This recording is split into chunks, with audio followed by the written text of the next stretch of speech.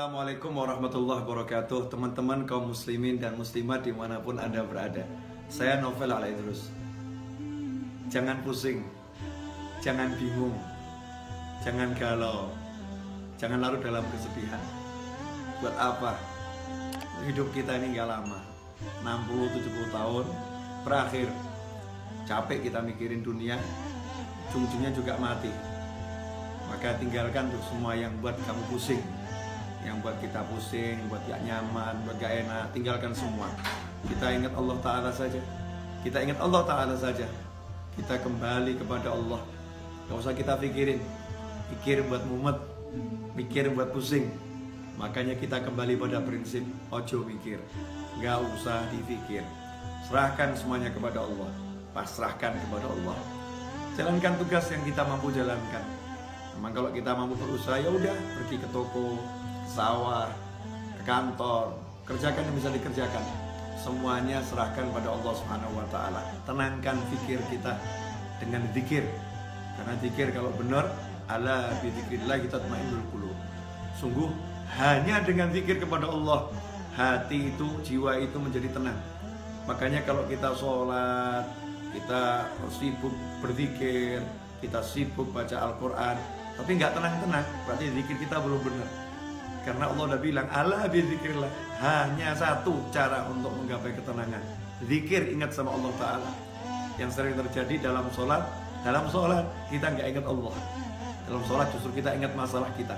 Dalam tahlil, dalam tasbih, dalam istighfar, dalam sholawat, dalam berzikir kepada Allah Ta'ala, justru yang kita ingat masalah kita, bukan Allahnya. Tinggalkan tuh semua masalah, fokus pada Allah, pada Allahnya, zikirnya.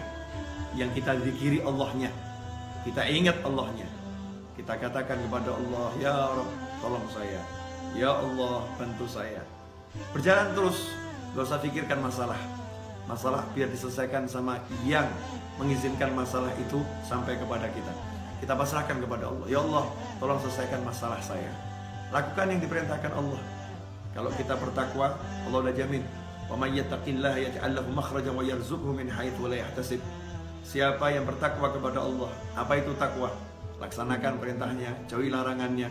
Dan kita introspeksi diri, sejauh mana kita meninggalkan larangan Allah, dan bagaimana hati kita, tubuh kita terhadap apa yang diperintahkan Allah Subhanahu wa Ta'ala.